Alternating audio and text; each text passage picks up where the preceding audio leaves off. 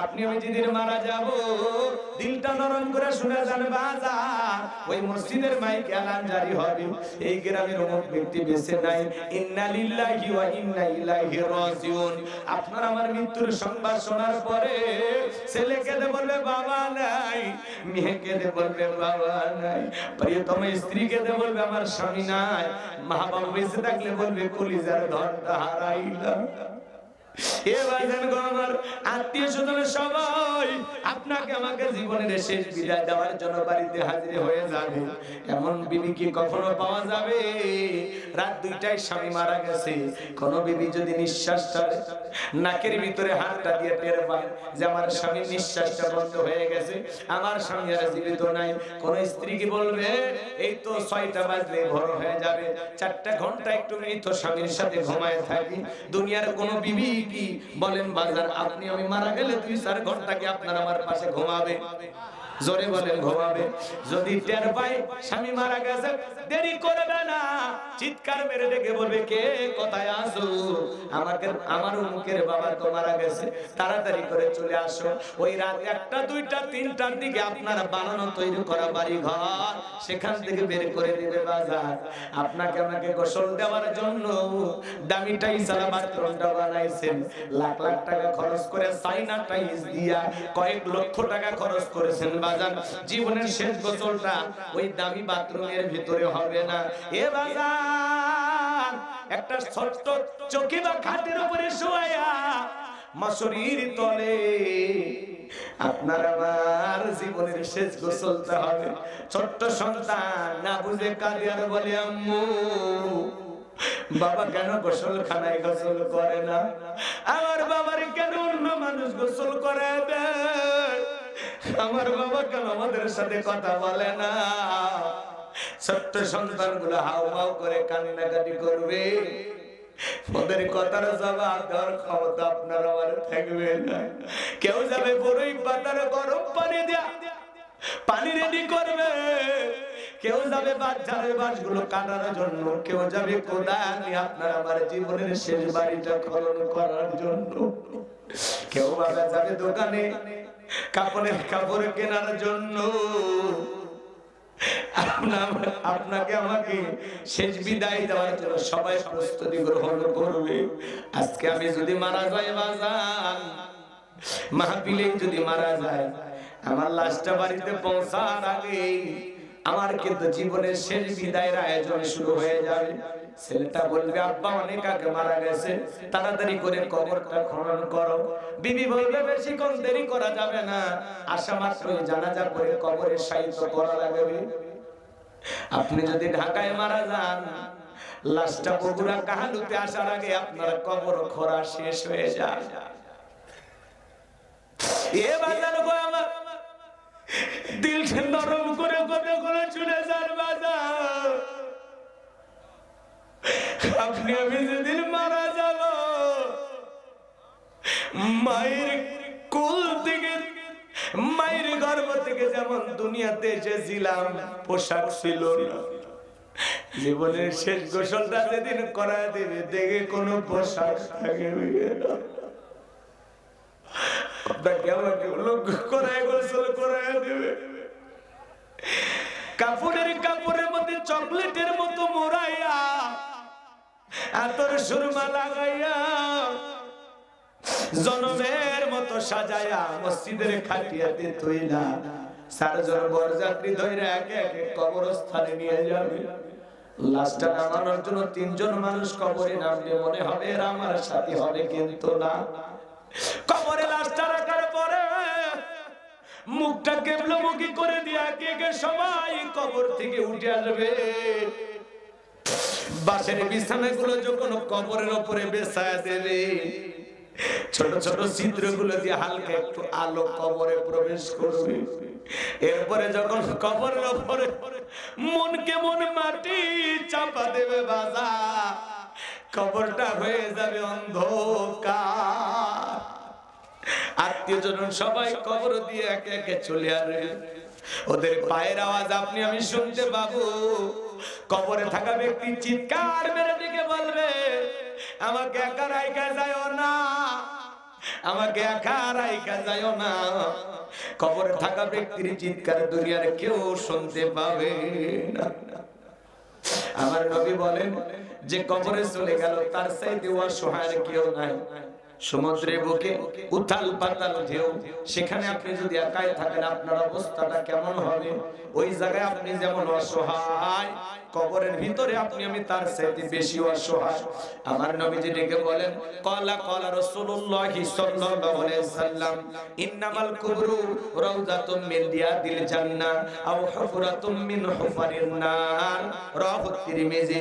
বিশ্বনবী ডেকে বলেন, যে ব্যক্তির আমল ভালো, মৃত্যুর সঙ্গে সঙ্গে আল্লাহ তাআলা তার কবরটাকে জান্নাতের বাগান বানায়া দিবেন। আর যে ব্যক্তির আমল খারাপ, আও হুফরাতুম মিন হুফারিন নার, তার কবরটা হবে জাহান্নামের আগুনের গর্ত। এই জাহান্নামের আগুনের গর্তের গভীরতা কত জানেন? নবীজি আমার এক জায়গায় বসা, আসমান থেকে জিবরাইল আসলেন, ডেকে বলেন, নবী গো, এই মুহূর্তে একটা আওয়াজ হলো, আপনি কি শুনতে পাইছেন? আমার নবী বলে, হ্যাঁ জিবরাইল, আমি শুনতে পেয়েছি। বিশ্ব নবীকে জিবরাইল ডেকে বলেন, নবী, আজ থেকে 70 বছর আগে আল্লাহ তাআলা জাহান্নামের গর্তের মুখে একটা পাথর ছেড়ে দিয়েছিল। এই মাত্র জাহান্নামের তলদেশে পাথরটা পৌঁছাইলো। চিন্তা করেন বাজার, একটা পাথর ছেড়ে দিলে যদি 70 বছর সময় লাগে নিচে পড়তে, আল্লাহ না করুক আপনার আমার গুনাহের কারণে, অপরাধের কারণে আসমান জমিনের মালিক আল্লাহ বেজার হইয়া একবার যদি জাহান্নামের গর্তের আগুনে ফেলে দেয়, আপনার আমার বাঁচার কিন্তু কোনো উপায় নাই। দুনিয়ার আগুনের চাইতে জাহান্নামের আগুনের পাওয়ার 70 গুণ বেশি। জাহান্নামের আগুনে যার কলিজায় লাগবে বাজার, দেহের ভিতরে আগুন লাগলে মনে হবে কলিজাটা পুরো ছাই হয়ে যাবে। ইন্নাহা সাআত মুস্তাকারর ওয়া মুকামা, নিশ্চয়ই আবাসিত হিসাবে, বসতির জায়গা হিসাবে ওই জাহান্নাম হলো নিকৃষ্টতম একটা স্থান। জাহান্নাম সুখের জায়গা না, ওইটা হলো যন্ত্রণার কারখানা। এ বাজান গো আমার, এই জন্য আল্লাহ রাব্বুল আলামিন বলেন, ফামাই আমাল মিসকালা যাররাতিন খায়রান ইয়ারা ওয়া মাই আমাল মিসকালা যাররাতিন শাররান ইয়ারা।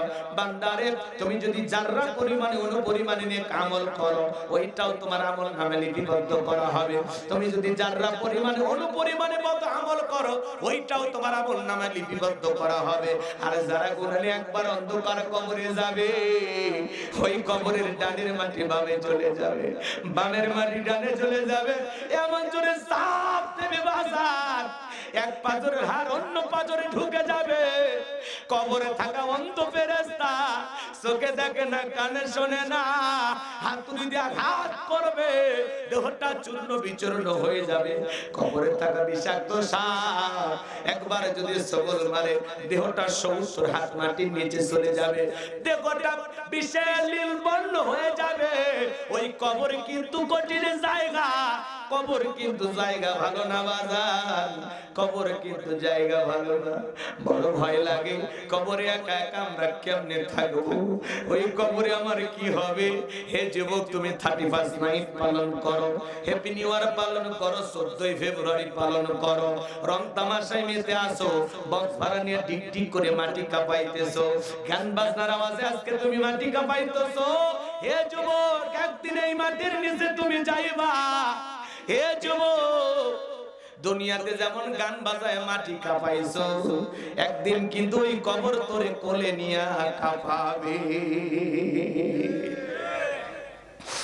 সেই দিন দেখার কেউ থাকবে না। কবর কিন্তু জায়গা ভালো না, কবর জায়গা ভালো না।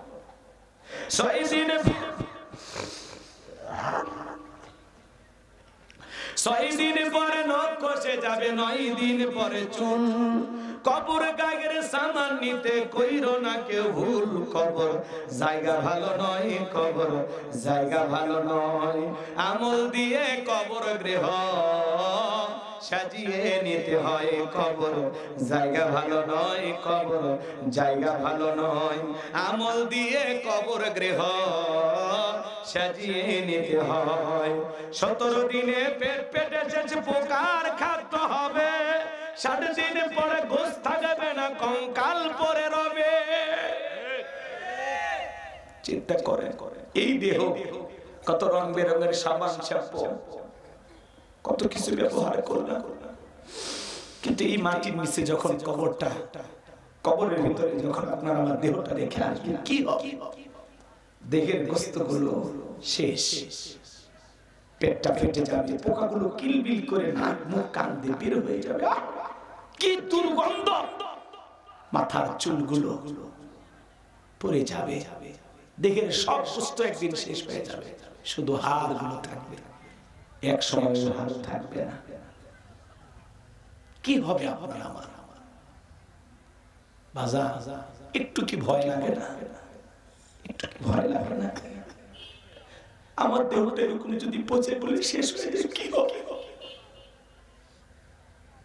17 দিনে পেট পেটে শেষ পোকার খাদ্য হবে, 7 দিন পরে গোস্ত থাকবে না, কঙ্কাল পরে রবে, 90 দিন হাড়গুলি সব, 90 দিন হাড়গুলি সব আলাদা হয়ে রয় কবর। জায়গা ভালো নয় কবর, জায়গা ভালো নয়। আমল দিয়ে কবর গৃহ সাজিয়ে নিতে হয় কবর, জায়গা ভালো নয় কবর, জায়গা ভালো নয়। আমল দিয়ে কবর গৃহ সাজিয়ে নিতে হয়। দেখের চেয়ে অহম্বর লোভ লালসার পাহাড়, হিংসায় চলে বিবেক হলো নফসের কালো আহার। দেখের চেয়ে অহম্বর লোভ লালসার পাহাড়, হিংসায় চলে বিবেক হলো নফসের কালো আহার। আমার কারণ সবারই এই, আমার কারণ সবারই এই পরিণতি পরিচয় কবর। জায়গা ভালো নয় কবর, জায়গা ভালো নয়। আমল দিয়ে কবর গৃহ সাজিয়ে নিতে হয়। 6 দিন পরে নখ খসে যাবে, 9 দিন পরে চুল। কবর গাগের সামান নিতে কইরো না কেউ ভুল। 6 দিন পরে নখ খসে যাবে, 9 দিন পরে চুল। কবর গাগের সামান নিতে কইরো না কেউ ভুল। কবর জায়গা ভালো নয় কবর, জায়গা ভালো নয়। আমল দিয়ে কবর গৃহ সাজিয়ে নিতে হয়। আমল সারা কবরে থাম নাই রে বাবা। নবীর প্রিয় সাহাবী হযরত ওসমান রাদিয়াল্লাহু তাআলা আনহু কবর দেখে আছড়ে কান্না করতেন, মাঝে মাঝে জ্ঞান হারায় ফেলতেন। সাহাবায়ে কেরাম দেখে বলে, ভাই ওসমান, আপনি জান্নাতের সার্টিফিকেট প্রাপ্ত সাহাবী, তারপরে কবর দেখে কেন কান্না করেন? হযরত ওসমান দেখে বলেন, এই কবর হলো প্রত্যেকটা মানুষের প্রথম মঞ্জিল, প্রথম ঘাঁটি, প্রথম স্টেশন। এই কবরে 3টা প্রশ্ন করা হবে, যে সঠিক উত্তর দিতে পারবে তার মিজান ফলসিরাতে কোনো টেনশন নাই, যে উত্তর দিতে পারবে না তার কিন্তু বাঁচার কোনো উপায় নাই। হযরত ওসমান দিকে বলেন, ওই কবরে 3টি প্রশ্ন করা হবে। 8 নাম্বার প্রশ্ন করা হবে, মার রব্বুকা, তোমার রব কি?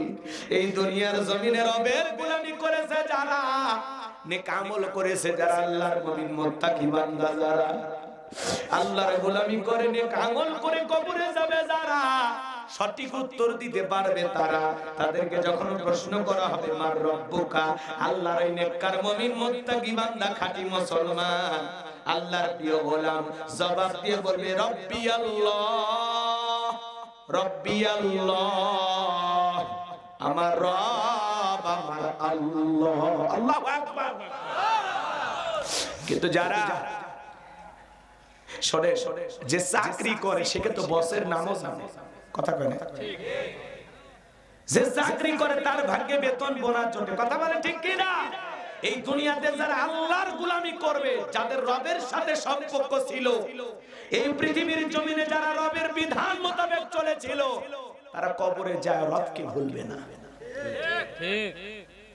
কিন্তু এই দুনিয়ার জমিনে যারা রবের গোলামি করে নাই, যারা বলেছিল খাও দাও ফুর্তি করো, দুনিয়াটা মস্ত বড়, শয়তানের ওয়াসওয়াসায় পড়ে মিসগাইড হয়েছিল, ভুল পথে পরিচালিত হয়েছিল, রং তামাশা এবং গুনাহের সাগরে হাবুডুবু খেয়েছিল, আল্লাহর অবাধ্য নাফরমান গুনাহগার যারা গুনাহ করতে করতে পাপের সাগরে হাবুডুবু খাইতে খাইতে কবরে যাবে, ওদেরকে যখন প্রশ্ন করা হবে মার রব্বুকা, গুনাহগার আল্লাহর অবাধ্য গোলাম যারা, উত্তর দিতে পারবে না তারা, কথা বলেন। এই দুনিয়ার জমিনে যারা রবের গোলামি করবে, এই গোলামির বেতন হিসাবে আল্লাহ দেবেন জান্নাত। সুবহানাল্লাহ। আর এই গোলামির শুনেন, এই গোলামি যারা করে জান্নাতে যাবে, এই জান্নাতীদের সবচাইতে আনন্দের বিষয়, ভালো লাগার বিষয়, খুশির বিষয় দিদারে ইলাহি, আল্লাহ পাক জান্নাতীদের সাথে সাক্ষাৎ করবেন। সুবহানাল্লাহ। যত জান্নাতি আছে সবার সাথে আল্লাহ তাআলা সাক্ষাৎ করবেন। আকাশের পূর্ণিমার চাঁদ দেখতে যেমন সমস্যা হয় না, মহান মালিক আল্লাহ তাআলাকে জান্নাতীরা তেমনি ভাবে দেখবে। সুবহানাল্লাহ। আচ্ছা, পূর্ণিমার চাঁদ দেখতে কষ্ট হয়? আল্লাহ তাআলা যেদিন জান্নাতীদের সাথে সাক্ষাৎ করবেন, আল্লাহ তার কুদরতের জবাব দিয়ে বলবেন, আমার সামনে থাকা পর্দাগুলো সরে যান, ৭০,০০০ নূরের পর্দা সব সরে যাবে। সুবহানাল্লাহ। জান্নাতের ভিতরে একটা ভিআইপি মহা সম্মেলন হবে, বিশাল একটা প্রোগ্রাম হবে। আল্লাহু আকবার বলেন। এই জান্নাতের প্রোগ্রামের সভাপতি হবেন আমার আল্লাহ। প্রধান অতিথি বিশ্বনবী মুহাম্মদ রাসূলুল্লাহ সাল্লাল্লাহু আলাইহি ওয়াসাল্লাম।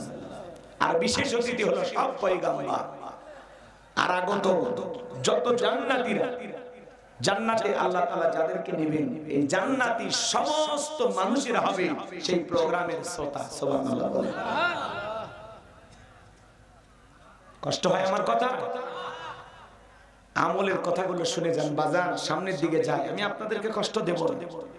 তাহলে বলেন তো, কবরে ১ নাম্বার প্রশ্ন, মার রব্বুকা, তোমার রবকে। জীবনের পরতে পরতে সব জায়গায় রব আছে না নাই? একটু জোরে বলেন, আছে না নাই? এইজন্য আল্লাহ বলেন, ইন্নাল্লাযীনা ক্বালু রাব্বুনাল্লাহ, নিশ্চয়ই যারা বলে আমি তাদের রব। আমাদের রব কে? আল্লাহ। জোরে বলেন, কে? রবের ১ নাম্বার অর্থ হলো রব মানে সৃষ্টিকর্তা। জোরে বলেন, কি কর্তা? আর একটু জোরে বলেন, কি কর্তা?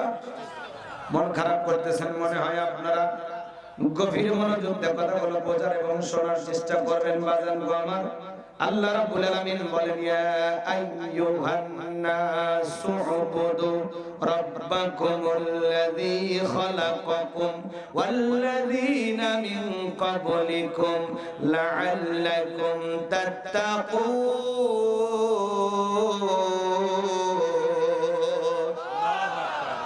এই মানুষকে আল্লাহ তাআলা সৃষ্টি করেছেন তার ইবাদতের জন্য। সুবহানাল্লাহ বলেন। রবের ১ নাম্বার অর্থ হলো রব মানে সৃষ্টিকর্তা। আমাদের সৃষ্টি করেছেন কে? জোরে বলেন, কে? তাহলে গোলামি হবে কার? সে রবের। ইন্নাল্লাযীনা ক্বালু রাব্বুনাল্লাহ, নিশ্চয়ই যারা বলে আমি তাদের রব। কিছু মানুষকে আল্লাহ যখন ক্ষমতা দান করে, তারা নিজেকে রব বলে দাবি করে। আছে না ভাই এরকম? এই পৃথিবীর জমিনে অনেক মানুষকে আল্লাহ পাক রাজত্ব পাওয়ার ক্ষমতা দিয়েছিলেন। আপনারা মন খারাপ করেন?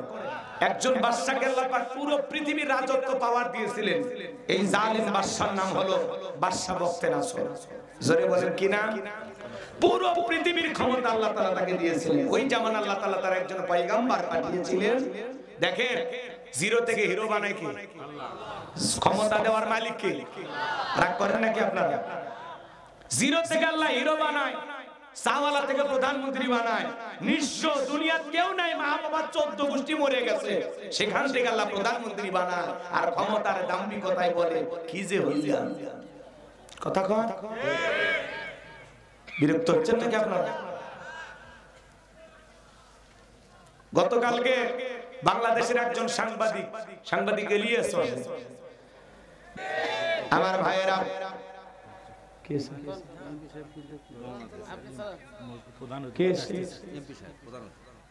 সেই সাংবাদিকের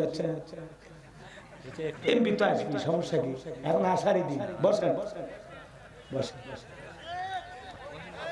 এমপি সাহেবকে আমরা চিনি, ফর্সা মানুষ, কি সুন্দর, আসলে দেখতে পারবো। আপনার বড় লাগবে কেন?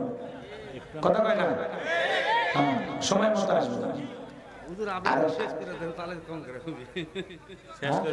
শেষ করবো না, কে কইছে শেষ করবে? আরে বাড়ি কাছে আছে, একটা বন্দোবস্ত করবো, বসেন না। এতক্ষণ তো খালি আয়াতের প্রথম অংশ বুঝেছি, আরো কত কথা আসে। ফেরেশতা কিভাবে আসবে, ভয় পাবো না কিভাবে, মুক্তি পাবো কিভাবে, অনেক কথা বলার আছে। জান্নাত পে কিভাবে আনন্দিত করবো, হুর দিন না বউ দিন নিয়ে বলা লাগবে তো, মেলা কথা বাকি আছে। যাবো যাবো। এই জায়গায় একটু ঘটনাটা বললে দিই, মন খারাপ করেন? আমার ভাইয়েরা নবীজির মাথা নেওয়ার ঘোষণা করে মহাবীর আমর মদিনার পথে রওনা করলেন। আল্লাহ তাআলা বিশ্ব নবীর কানে খবর পৌঁছায় দিলেন, নবী গো ওই মক্কার মহাবীর আমর আপনার কাল্লা নেওয়ার ঘোষণা করে রওনা করেছে। নবী আমার টেনশনে পড়ে গেল, কি করা যায় কি করা যায়। সাহাবায়ে কেরামদেরকে বললেন, হযরত ওসমান রাদিয়াল্লাহু তাআলা ডেকে বলেন, ও নবী আপনি আল্লাহর এত বড় পয়গম্বর, ওই আমর আপনার চেহারা দেখার আগে আল্লাহ যেন প্যারালাইজ করে দেয়, আপনার কাছে পৌঁছার যেন ক্ষমতা না থাকে, আপনি একটু আল্লাহ তাআলার কাছে ওর জন্য দোয়া করে দেন। বিশ্বনবী তখন হযরত ওসমানের কথা শুনে আসমানের দিকে হাত তুলে ধরলেন, দেখে বলেন, আল্লাহ ওই মক্কার মহাবীর আমর আমার মাথা নেওয়ার আগে ওর হাত পা এতটুকু শুধু বলেছেন। আল্লাহ ডেকে বলে, জিবরাইল আর করিস না দেরি, আমার বন্ধুকে জানায় দাও তাড়াতাড়ি, আমি আল্লাহ পাক শুধু দুই হাত দোয়া করার জন্য দেই নাই, মাঝে মাঝে জালিম আর বেঈমানদেরকে সাইজ করার জন্য ওই দুই হাতে লাঠিও তুলে নেওয়া লাগবে। বলেন আল্লাহু আকবার। জিবরাইল এসে বলে, নবী দোয়া কবুল হবে না, হাত নামান। বিশ্ব নবী তখন হাত মুখে না লাগাইয়া হাতের উপরে রেখে দিলেন। আমরা অনেকে দোয়া করি আর দড়ি পাকাই, কথা কথা মুনাজাত করে এরকম দড়ি পাকা আগেকার মানুষ এরকম দড়ি পাকা দেখেননি ইংরেজ ছাপ দিচ্ছিল আর এরকম দড়ি পাকা ছিল। দাদা নানারা কথা কয় না ভাই, নিজের চোখে দেখছি। হ্যাঁ হাতত খালি ছাপ লাগায় আর এরকম দড়ি পাকায়, পাটের দড়ি মনে আছে? দাদাগিরি এখনো মনে আছে। তোমরা পোলাপান দেখছো কেমনে বাবা, তোমরা তো হয়া থেকে খালি ঠেলতিস, আর আমরা কত জীবন পারি দিছি। পরে ভাতিজা পরে গল্প করুন, এদিক টাকা তোমাদের জন্য স্পেশাল ওয়াজ আছে। তোমরা আগামী বাংলাদেশ, তোমরাই ভবিষ্যতে এলাকার এমপি মন্ত্রী হবা। এখানেই বসে আছে কাহালুর পক্ষে সংসদে দাঁড়ায় কথা বলবে এরকম কলিজার টুকরা সন্তান। এদেরকে যত্ন করে বড় করতে হবে। এক একটা আর্মি হবে, র্যাব হবে, পুলিশ হবে, এমপি হবে, উপজেলা চেয়ারম্যান হবে, নিয়াতা হবে। পারবা না ভাতিজা? সাহস আছে ওর, দেখছে ও মাথা ঝোঁকাতেছে, ও বিরাট বড় মেম্বার হবে। রাগ করতেছেন মনে হয় আপনারা, সামনের দিকে যাই ভাইয়েরা আমার। আমি যে কথা বলতে চাচ্ছিলাম বাজান, অনেকে দোয়া করে আর দড়ি পাকায়, কেউ দোয়া করে আর প্রেসার মাপে, কথা কন। আবার এরকম চুপচাপ করে, যারা খুব চালাক এরকম চুপচাপ করে হাত ধরে থাকে, মানে ক্লান্ত, হাত তুলে থাকার শক্তি নাই যে ভাই, দুর্বল। আবার যারা বেশি সেনা এরা হাতই তোলে না, চুপচাপ থাকে। হুজুর যখন বলে আমিন মুনাজাত শেষ, তখন বলে আমিন হুজুর আজকে দোয়া ভালো হয়েছে, ও বাটপার দোয়াই ধরেনি। কথা কোন ঠিক কিনা আমার ভাইরা? আমি যে কথা বলতে চাচ্ছিলাম বাজান, গভীর মনোযোগ দিয়ে শুনবেন। জিবরাইল এসে বলেন, নবী দোয়া কবুল হবে না। আপনারা বলেন তো বাজান, সব জায়গায় কি দোয়া দিয়ে কাজ হয়? এই গ্রামের নাম কি? স্বপ্নদ্বীপ। মনে করেন এই গ্রামের প্রতিদিন চুরি হচ্ছে, উদাহরণ কথা বোঝানোর জন্য এক্সাম্পল দিচ্ছি, রাগ করেন। প্রতিদিন গরু ছাগল চুরি হয়, টাকা পয়সা চুরি হয়, এমন কি সুন্দরী বউটা পর্যন্ত চুরি হয়। চোরের অত্যাচারে গ্রামে থাকা যায় না। একজন কাহালু বাজার থেকে দরগাহাট অথবা বিবির পুকুর দুপসাজিয়া থেকে 10 কেজি জিলাপি নিয়ে আসে, বলে হুজুর একটু হাত তুলে দোয়া করেন, চোরের হাত থেকে যেন স্বপ্নজীব এলাকার মানুষকে আল্লাহ হেফাজত করে। হুজুর জিলাপি পাইয়া মুনাজাত শুরু করে দিয়েছে। চোর জিলাপির গন্ধ পাইয়া হাত তুলে বলে আমিন আমিন। চুরি যদি বন্ধ করতে হয় বাজার লাগবে কারাই, জোরে বলেন কারাই।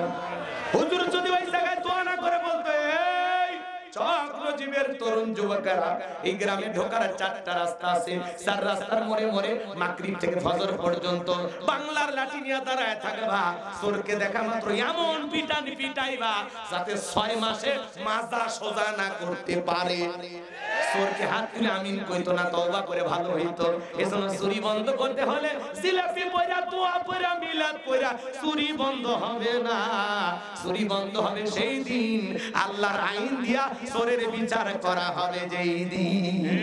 আল্লাহ বলেন, আস-সারিকু ওয়াস-সারিকাতু ফাকতাউ আইদিয়াহুমা জাযাআম বিমা কাসাবা নাকালাম মিনাল্লাহ। আজ থেকে 1500 বছর আগে সূরা মায়দার ভিতরে আল্লাহ আইন দিয়েছেন, চোর পুরুষ হোক আর নারী হোক, আল্লাহর বিধান, আল্লাহর রায়, আল্লাহর ফয়সালা হলো চোরের ডান হাতের কবজি কেটে দাও। বাইতুল মুকাররমের সামনে নিয়ে সমস্ত মিডিয়াকে ডাইকা একটা চোরের হাত কেটে যদি মিডিয়াতে ফালাও করে প্রচার করে বলা হতো, বাংলার পার্লামেন্টে আইন পাস হয়ে গেল, আজ থেকে চোরকে ধরলেই চোরের হাত কেটে দেওয়া হবে। আমার বিশ্বাস বাজান, একটা চোরের হাত কেটে যদি পরীক্ষামূলক বিচার করা হয়, বাংলাদেশের সমস্ত চোরেরা তওবা করে আল্লাহর ওলি হয়ে যাবে।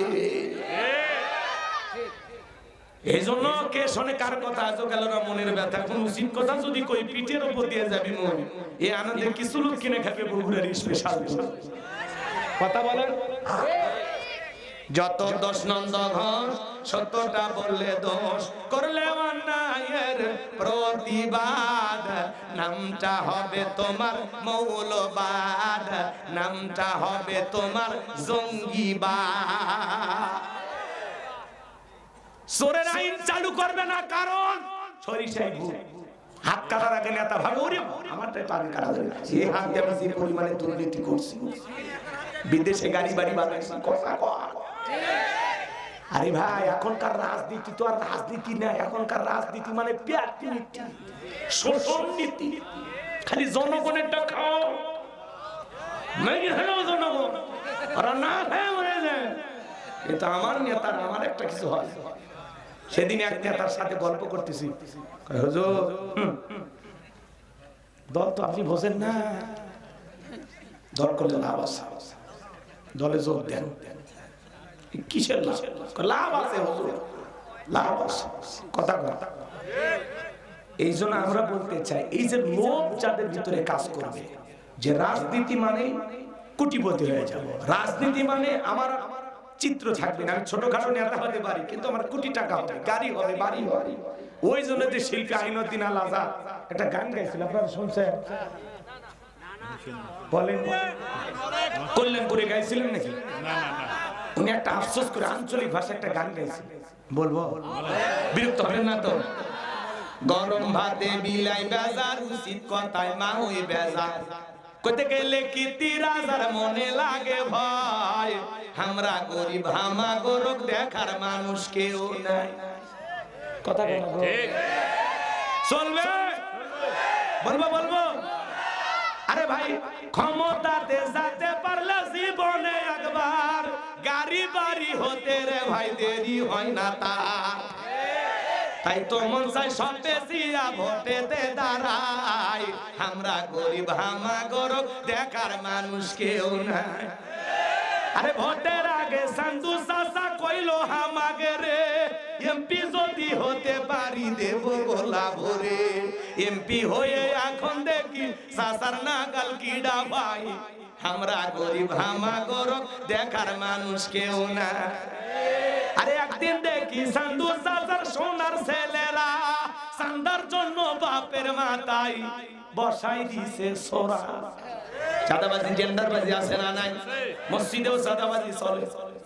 আমাদের এক হুজুর লাইভ করতেছে, আর কান্নাকাটি করে, সোহাইব আহমেদ আশরাফি, হবিগঞ্জে বাড়ি, বলতেছে হুজুর লাইভের মাধ্যমে সবাইকে বলতেছে, ভাই দেখেন চাঁদা দেইনি দেখে অমুক দলের লোক আমার মাটি আটকায় দিছে, মাদ্রাসাত মাটি কাটবে, সেখানেও নাকি চাঁদা দিতে হবে।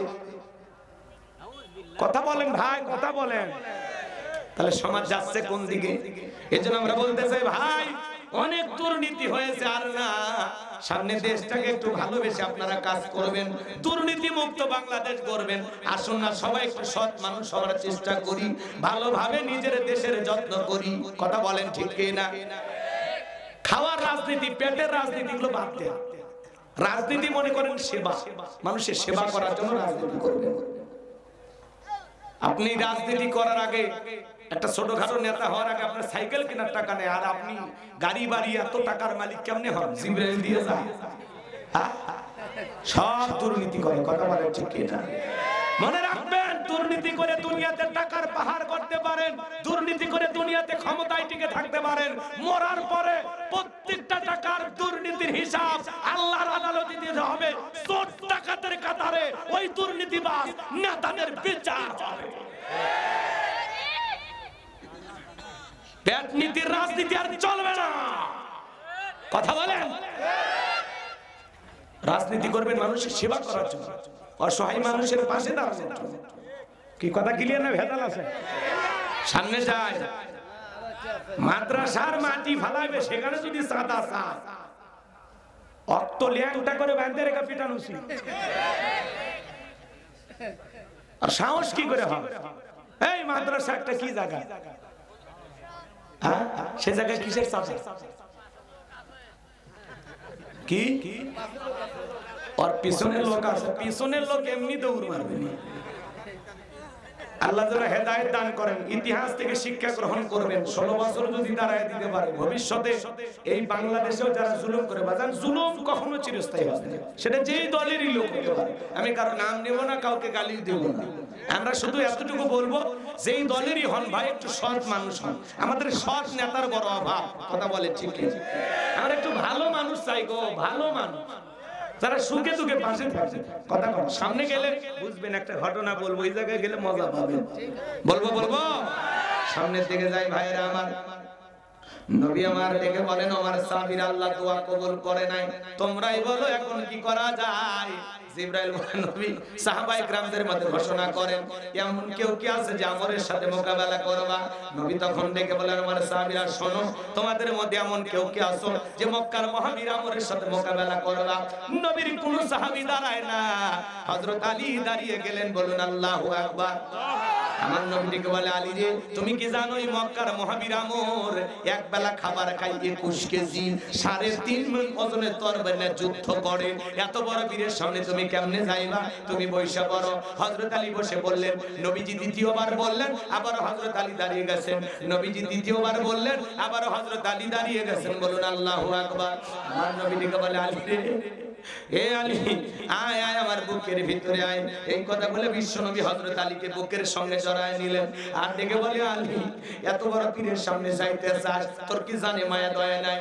হযরত আলী বলতেছে, নবী আমার ভিতরের ঈমান বলতেছে, ওই আমর আপনার চেহারা দেখার আগে ওরে আমি জমিন থেকে বিদায় করে দেব। বলুন আল্লাহু আকবার। নবী তখন ডেকে বলে, আলী রে, খালি হাতে দোয়া করলে হবে না, তরবারি দরকার আছে। ওসমান, তোমার বাড়ি থেকে তরবারি আছে? হযরত ওসমান ডেকে বলে, নবী আমার বাড়িতে তরবারি আছে। সাতা চিনতি লম্বা জোরে কলমার হাওয়া। এখন তো তরবারির কথা শুনলেই বলে জঙ্গি। বাংলাদেশে কোনো জঙ্গি নাই। বিগত সরকার ছিল যারা জঙ্গির নাটকের পরিচালক ছিল তারা। ওরা জঙ্গির নাটক বানাইতো, নাটক মানুষকে আগে নিয়ে যা রেখে দিত, আসবাবপত্র জিয়াদি বই ওগুলো সব রেখে, পিস্তল টিস্তল রেখে মানুষকে ব্যবহার করতো। আর বলতে যে 3টে জঙ্গি ধরা গেছে, এরা আনসারুল্লাহ সদস্য, কেউ জিএমবি, কেউ লাদেন, এগুলো বলে ওরা নাটক সাজাইতো আর পাবলিককে আতঙ্কের ভিতরে ফেলাইতো। সাবধান, গলি গলি জঙ্গি বের হচ্ছে, অতএব আমরাই টিকে থাকি ক্ষমতায়, তোমরা পারবে না। ভয় দেখাইতো গো। আমাদের মুরব্বী চাচা ইউনূস সাহেব দেশ চালাচ্ছে, কি হচ্ছে? ওই আগেও 2-4টা মার্ডার, খুন খারাপ হয়েছে, এখনো হচ্ছে। ওই আপনারাও কিছু করতে পারেননি, উনি মুরব্বী মানুষ, দেশে অত অস্থিরতা নেই। আলহামদুলিল্লাহ অনেকটা ভালো আছে, সামনে আরো ভালো হবে। $5 বিলিয়ন ঋণ এই অল্প কয়েকদিনের মধ্যে তিনি পরিশোধ করে দিয়েছেন। মারহাবা কর।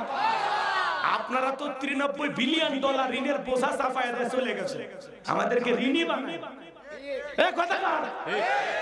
ঋণগ্রস্ত বানায় চলে গেছে, আর নিজেদের পকেট ভারী করছে। নেতার বলে এই দেশের নেতা বাড়ি আমেরিকা, কানাডা, লন্ডন, সিঙ্গাপুর, কেমনে হয়? সারা জীবন তোমরা স্লোগান দিলা, আমার সোনার বাংলা, আমি তোমায় ভালোবাসি। স্লোগান দিলে আমার সোনার বাংলা, তোমায় ভালোবাসি, তাহলে এই সোনার বাংলার জিনিস তোমার ভালো লাগে না। এক এক নেতা খালি মুখে স্লোগান দেয়, আমার সোনার বাংলা, আমি তোমায় ভালোবাসি। নেতার বাড়ি যায় দেখেন, নেতার বাড়ি চায়না টাইলস, বাথরুমটাও ভারতের না, রাজস্থানের পাথর দিয়ে বানাছে। নেতার খাট বিদেশি, জানালা দরজা পর্দা বিদেশি, নেতার বউ বিদেশি। কথা হাইরে নেতা, নেতার বাড়ি যায় খালি দেখবেন এটা কি বিদেশি, একটা ফ্লাক্স ওটা বিদেশি, গ্লাস বিদেশি, ঘড়ি বিদেশি, কোট বিদেশি, রুমাল বিদেশি। টুপি বিদেশি, সব বিদেশি আছে না? এমনকি খেতা সেলাই করা সুইটাও বিদেশি, খালি নেতাটা দেশি মা। তাছাড়া নেতার পা থেকে মাথা পর্যন্ত ঘরের আসবাবপত্র, জীবন যৌবন, রাজনীতি সব বিদেশি। কথা কয় না রে? শুনবি না? দোয়া করো। খারাপ লাগে? ওরা মুখে বলে সোনার বাংলা, আমি তোমায় ভালোবাসি, কিন্তু সোনার বাংলার জিনিস ভালোবাসি না। নেতা অসুস্থ হলে বিদেশে যায়। আমরা মানুষ না? আমাদের চিকিৎসা দেশে হলে তোর চিকিৎসা বিদেশে কেমন?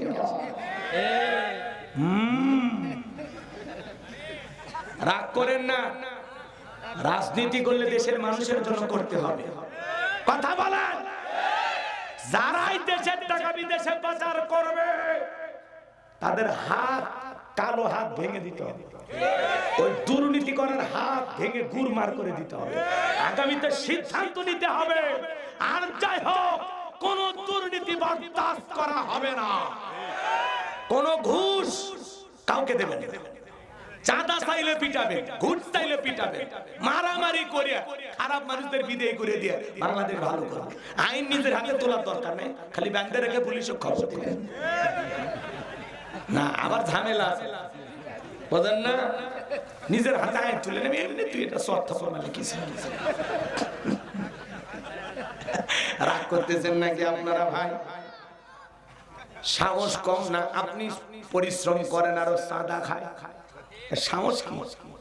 কামাই কয় যা ভিক্ষুকের কাছ থেকে সাদা খায়, তাই শোনা আমি দেখিনি ভাই। এটাও কি সত্য?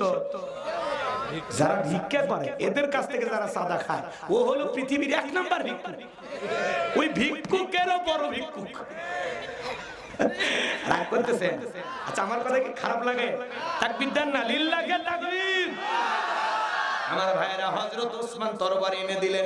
নবীজি হযরত আলীর তরবারি, হযরত আলীর হাতে তরবারি ধরায় দিলেন। হযরত আলী তরবারি পায়ে মারছে দৌড়, দৌড়াইতে দৌড়াইতে দৌড়াইতে আমরের মুখোমুখি হয়ে গেছে। যখন আমর ডেকে বলে, কি রে পিচ্চি আলী, তুই কেন আমার সামনে?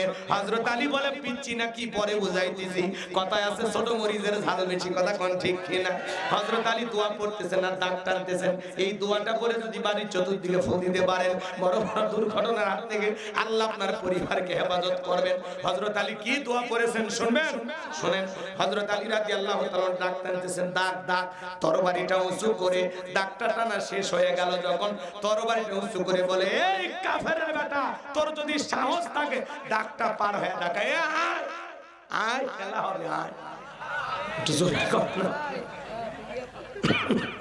ওরা বলতো খেলা হবে। পান্নি শামীম ওসমানের কথা মনে নাই? মাইক বলে বলতো খেলা হবে। আছে আছে না? সব মন্ত্রী এমপিরা পালায়নি, কথা কয় না? 5-10 কোটি টাকা দামের গ্যারেজে পড়ে আছে মন্ত্রীর গাড়ি নাই, হাজার হাজার বিঘা জমি পড়ে আছে না, কথা কয় না? রাগ করছে মন্ত্রীরা সব কোথায়? না বলবো না, থাক বলবো বলবো চলবে, হাত তুলে বলে চলবে। লিল্লাহি তাকবীর। মন্ত্রীরা সব কোথায় গেল, এমপিরা সব কোথায় গেল, কোথায় কাদের কাকা? ওদের সারা দেশটা এখন লাগে ফাঁকা ফাঁকা। পালাবো না পালাবো না পালাবো না, যাই না তাদের দেখা, দেশটা তাদের সারা এখন লাগে ফাঁকা ফাঁকা। আইনে মন্ত্রী আটকে গেল আইনেরই ফাঁকে, দাড়ি সারা দরবেশটারে ভণ্ড ভণ্ড লাগে। শুনেছি ভাই কত নেতা নেত্রী খাইতেছে ভাই ডান্ডা, বিচারপতি কালা মানিকের ফাটিয়েছে নাকি আন্ডা। এটা আমার খবর না, মিডিয়ার খবর। এই বিচারপতি শামসুদ্দিন মানিক আল্লামা সাইদি হুজুরকে মৃত্যুদণ্ডের রায় দিয়েছিল। এই বিচারপতি মানিক বিগত সরকারের বাচ্চাটা গোলাম ছিল, বিচারকের নামে মিথ্যা বিচার করত, মিথ্যা রায় দিত। আজকে সেই বিচারক বিচারকের কাজ করায়। টকশোতে বসে আমার বোনকে অপমান করে রাজাকারের বাচ্চা বলেছিল। ছাত্র আন্দোলনের সমস্ত ছাত্র ভাইদেরকে রাজাকারের বাচ্চা বলে গালি দিয়েছিল। 116 জন আলেমের তালিকা করে দুদকের কাছে জমা দিয়েছিল। আমার রোল নাম্বার ছিল 23, সিরিয়ালে আমার নাম্বার কত? ও এখন বিনা তালিকায় জেল খাবে, কথা কোন ঠিক কি না? পলকের ঝলক গেল, পলকের ঝলক গেল, টামিয়ে নেটের চাকা, ওদের সারা দেশটা এখন লাগে ফাঁকা ফাঁকা। কোথায় গেল সংসদেতে মমতাজের গান, কোথায় গেল হযরত বলা শামীম ওসমান। 70 রাকাত তাহাজ্জুদ পড়তো, বিরাট বলে আল্লাহর ওলি ছিল। 41 সাল পর্যন্ত টিকে থাকার স্বপ্ন দেখেছিল। 24 সালের 5 আগস্টে ভাগ্যে কি আছে আল্লাহর ওলিরা জানতো না। কথা বলেন।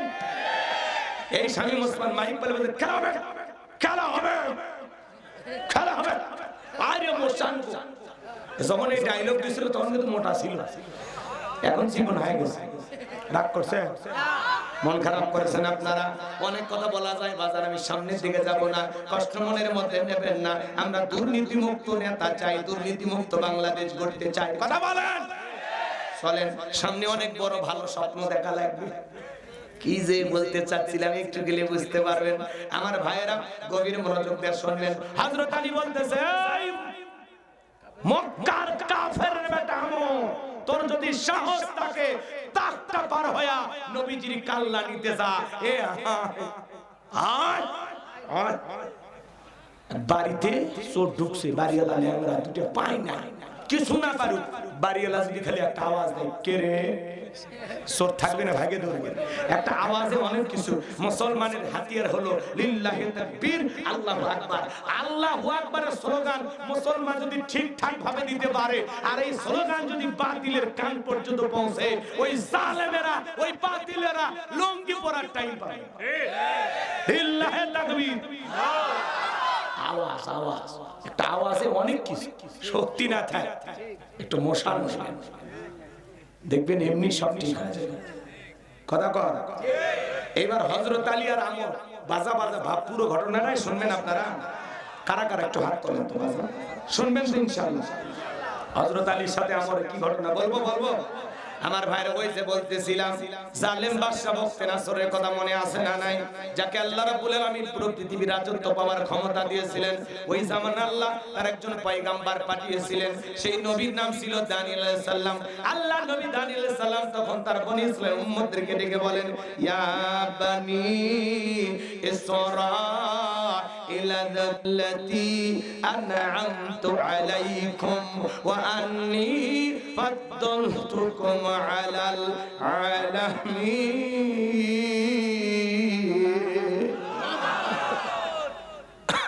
আল্লাহর নবী দানিয়েল ডেকে বলে, ও বনি ইসরাঈল উম্মতেরা, আল্লাহ তাআলার কৃতজ্ঞতা আদায় করো, শুকরিয়া আদায় করো, আল্লাহর নিয়ামতের প্রশংসা আদায় করো।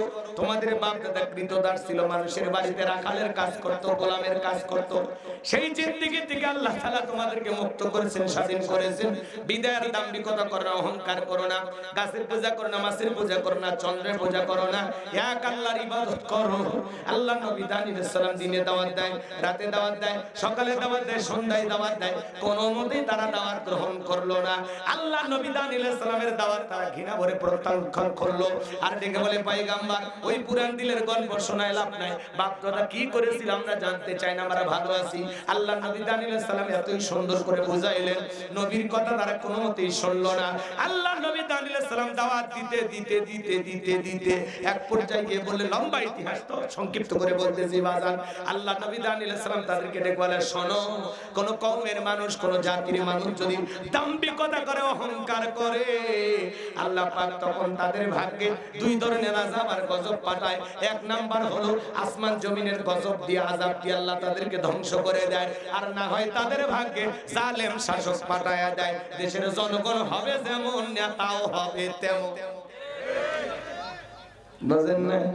আপনি এক নাম্বার নেতা এক নাম্বার, আপনি দুই নাম্বার নেতাও দুই নাম্বার। আপনি সিটার নেতা হবে ডবল সিটার, আপনি বাটপার নেতা হবে বিশ্ব বাটপার, আপনি চোর নেতা ডাকাত। কথা ঠিক। আপনার চরিত্র যেমন, আপনার নেতাও হবে তেমন। বুঝেন না? সামনে যায় বুঝে কষ্ট হয়। আল্লাহ নবী দানিয়েল ডেকে বলে, শোনো, এখনো সময় আছে, তোমরা আল্লাহর দিকে ফিরে আসো, আল্লাহর ইবাদত করো। কোনো মতেই যখন তারা দাওয়াত গ্রহণ করলো না, বনি ইসরাঈল উম্মতরা ছিল ঠেটা, এরা ছিল খুব বেশি চালাক, খুব চালাক, খুব চালাক। আল্লাহর পয়গম্বরের কথা শুনলো না। তখন আল্লাহ পাক তখন ওই বনি ইসরাঈল উম্মতের উপরে জালেম শাসক বাদশা বখতিয়ানসরকে পাঠায়া দিল। বাদশা বখতিয়ানসর ক্ষমতার চেয়ারে বসার পরে হাজার হাজার মানুষদেরকে গ্রেফতার করতে লাগলো, নিরপরাধ মানুষদেরকেও গ্রেফতার করতে লাগলো। শুধু তাই নয়, আল্লাহর নবী দানিয়েল আলাইহিস সালাম সহ তার ৭০,০০০ উম্মতকে জেলখানায় বন্দী করলো। নবী মানুষ জেলখানায়, জোরে বলেন কোন জায়গায়? নবী যদি জেলখানায় যায়, মাঝে মাঝে নায়েবে রাসূলের ভূমিকা যারা পালন করবে, কোরআন সুন্নাহর হক কথা বলবে, তাদেরকে মাঝে মাঝে বাতিলেরা জেলখানায় ধরে নিয়ে যাবে। চোর বাটপার ধর্ষণকারী জেলখানায় গেলে সম্মান কমে, আর আলেমেরা হক কথা বলে কোরআনের সঠিক দাওয়াত দিতে গিয়ে যদি জেলখানায় যায়, আলেমদের সম্মান কমে না বাড়ে। ডক্টর মিজানুর রহমান আজহারি ভাই ওরা ষড়যন্ত্র করে বিদেশে পাঠিয়েছিল, এতে আজহারি ভাইয়ের সম্মান কমেছে না বেড়েছে?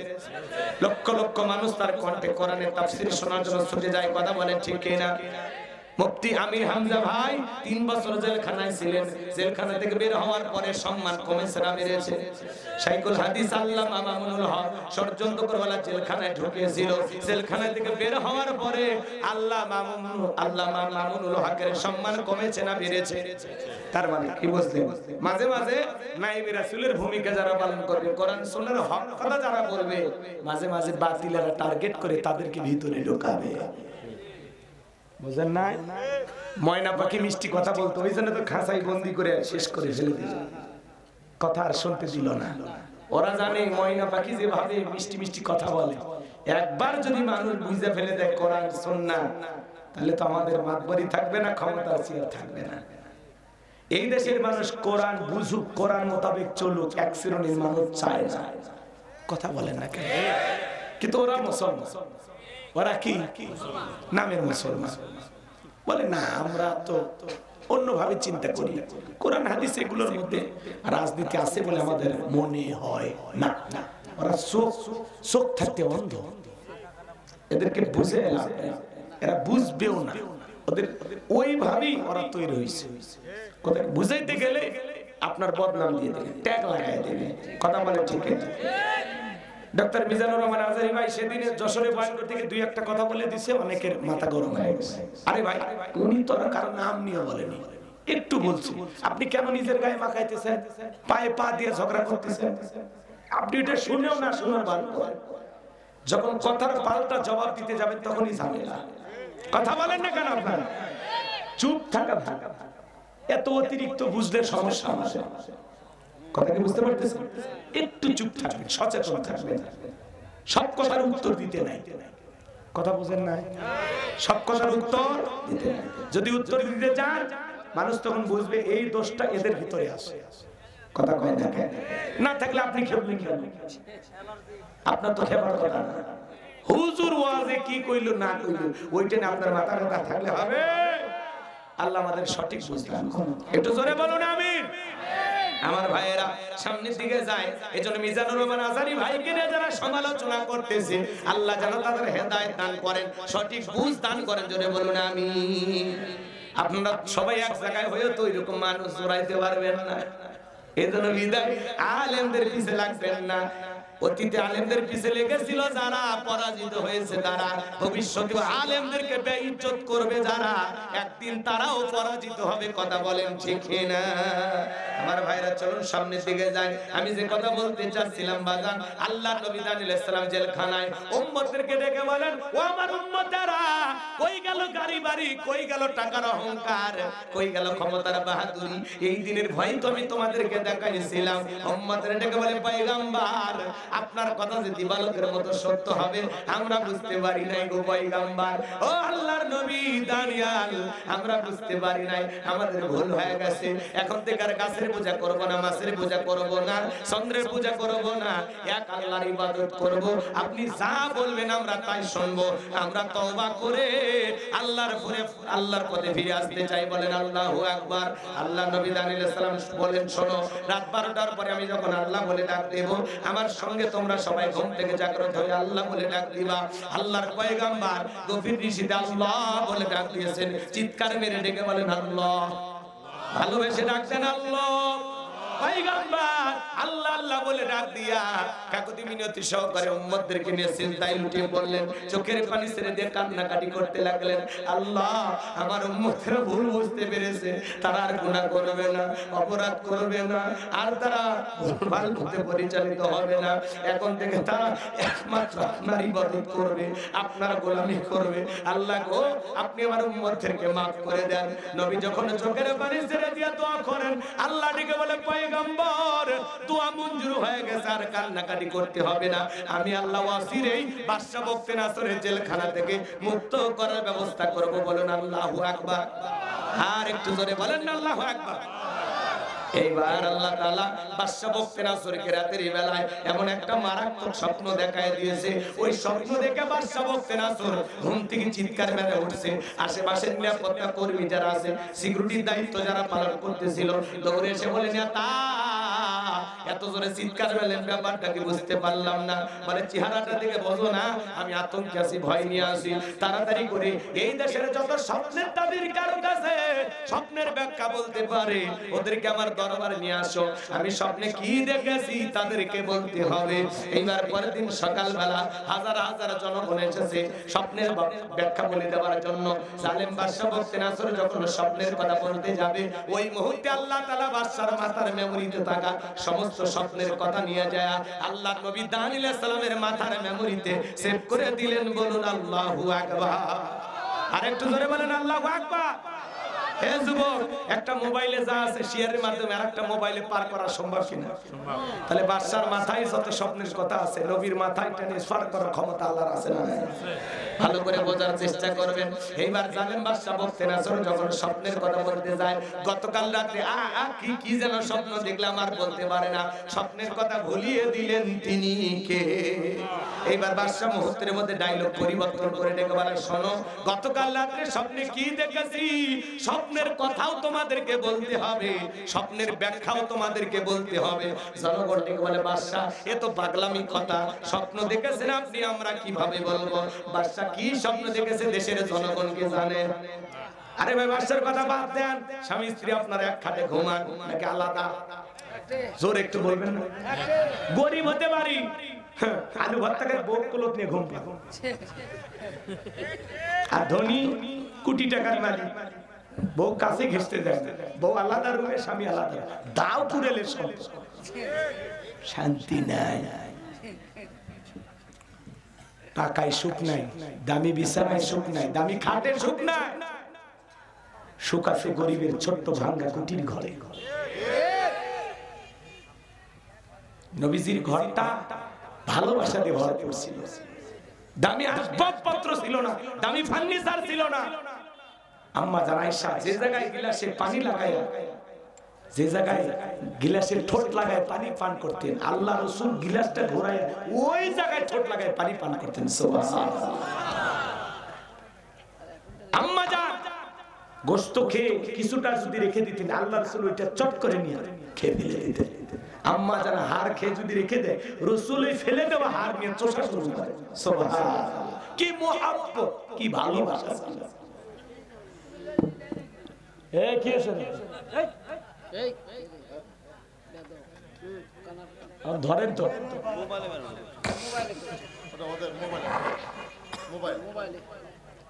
মোবাইলে পিছনে যা মোবাইল আলাপ করলে কি প্রেমিকের সাথে আলাপ করে? ভাতিজা বসো বসো, তোমাদের ওয়াজ হচ্ছে, কষ্ট পাচ্ছেন আপনারা? কি বলছিলাম ভুলে গেছেন আপনারা? তাহলে এদিকে খেয়াল করেন, স্বামী স্ত্রী এক খাটে আপনারা ঘুমাচ্ছেন, রাসূলের পরিবার নিয়ে, রাসূলের ঘর নিয়ে কি সুন্দর সুখ তাদের দাম্পত্য জীবনে ছিল। এগুলো নিয়ে যদি ওয়াজ করে 2 ঘন্টা চলে যাবে, কিন্তু একটু বলা দরকার, পরে বলতেছি, একটু অপেক্ষা করেন। শোনেন, আমি লাইনটা তাছাড়া ভুলে যাব। এদিকে এদিকে এদিকে, আপনার বউ স্বপ্নে আপনাকে বাদ দিয়ে আরেকটা ছেলের হাত ধরে এর রাবিয়া পার্টি করতেছে, আপনি যদি টের পান কি করবেন? কথা কর নাকি ভাই, কি করবেন? বাটাম ফেলে ফেলে দিবেন? আচ্ছা বইয়ের বাটাম কোনটা আমি তো চিনি না। পিঠ হলো বাটাম। আচ্ছা ঠিক আছে, শিখলাম আপনাদের কাছে।